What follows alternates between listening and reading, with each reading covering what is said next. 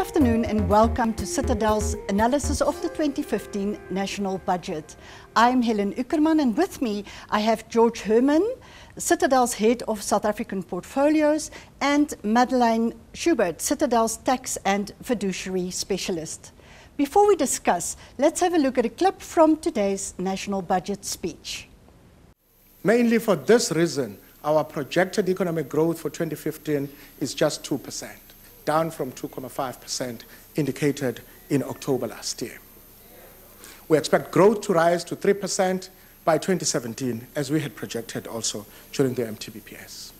Consumer price inflation peaked at 6.6% in June last year, and it has subsequently declined to 4.4% last month, and is expected to average 4.3% in 2015, laying a foundation for economic growth.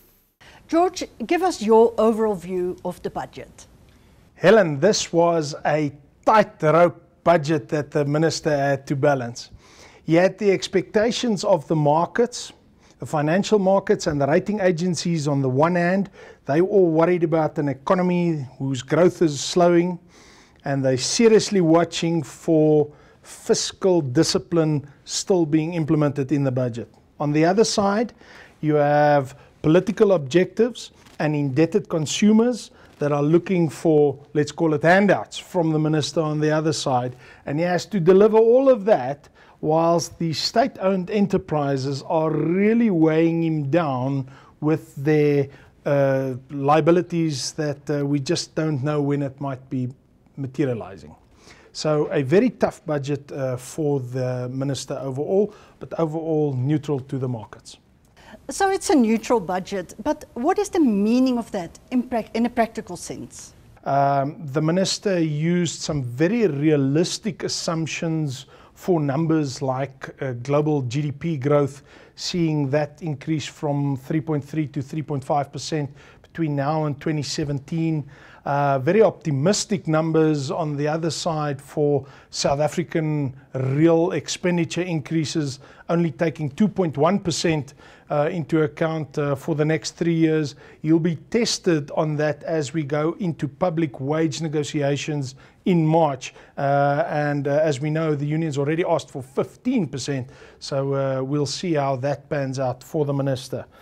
Then we had the budget deficit, and the minister indicated the number declining from 3.3% to 2.5% in the next 3 years, and that would be music to the ears of the rating agencies, and maybe no further rating downgrade for South Africa if they could stick to those numbers. The bad number, however, is the current account deficit. There, unfortunately, the current 5.8% declines to 4.5%, but over the next 3 years increases again to 5.2%. So unfortunately, still that 5.2% of GDP, it's a big number for current account deficit.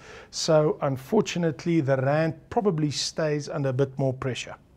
The next thing is the much awaited action on the fuel levy.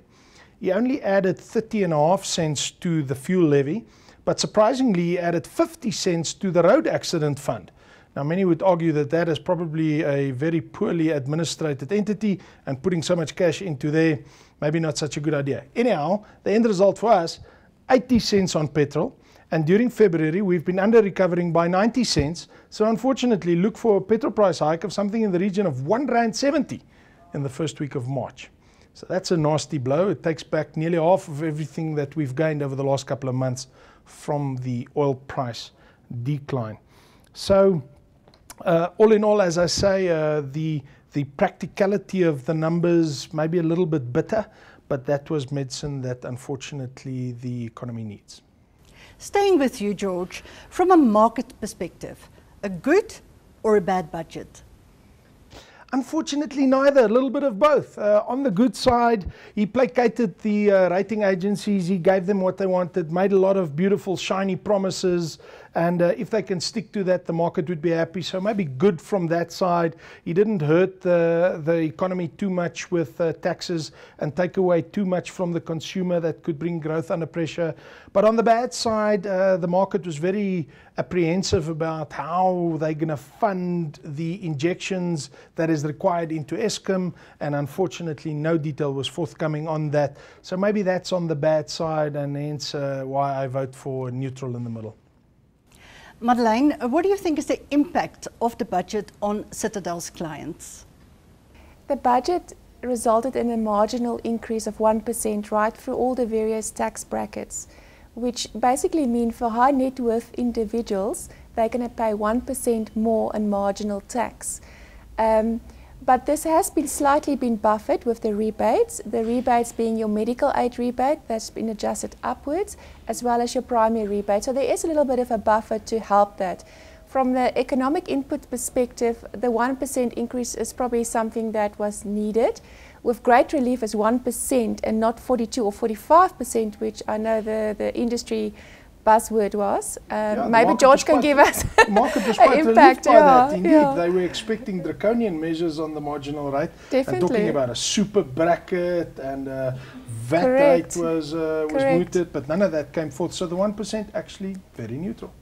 Yes, and I guess from our side, the option of increasing the 1% in a VAT rate, this is a better and smarter way of collecting taxes, if you are going to collect more taxes. Indeed.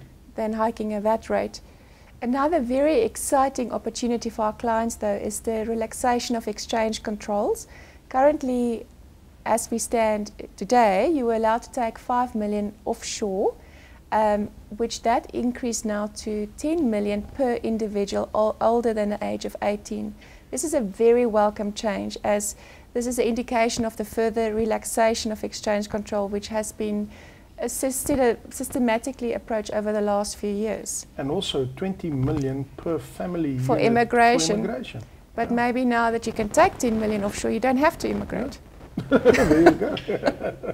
Even better. Even better, which is, I think it's a very positive move from the Treasury Department. The markets would also like that. It shows that they're making progress on getting rid of exchange controls, and quite frankly, after this, I can't see much money being held back that would be affected should exchange controls be lifted. George, were there any aspects of the budget that stood out for you? Yes, Helen, the finance minister was very fortunate. We've had, for 15 years, we've had two exceptional ministers of finance. So he inherited the market's trust and respect. And hence he was able to deliver a bit of bitter medicine into this budget without the markets penalizing him for it. Unfortunately, the headwinds internationally are increasing. As we stand now, the fastest component, the fastest growth component inside the budget in terms of expenditure is interest expenditure. So unfortunately, this would be the minister's honeymoon budget, and it will be a lot tougher going forward. And you, Madeleine? Well, from a tax perspective, I think there's a huge sign of relief. The capital gains tax haven't been raised, which was an indication would have been. Dividends tax hasn't been raised. VAT hasn't been raised. So if you take that in a context of the need for money to fund all these expenses, we welcome the budget, and we actually want to say thank you for 1%. Thank you for watching Citadel's view of the 2015 national budget, and until next time, have a great evening.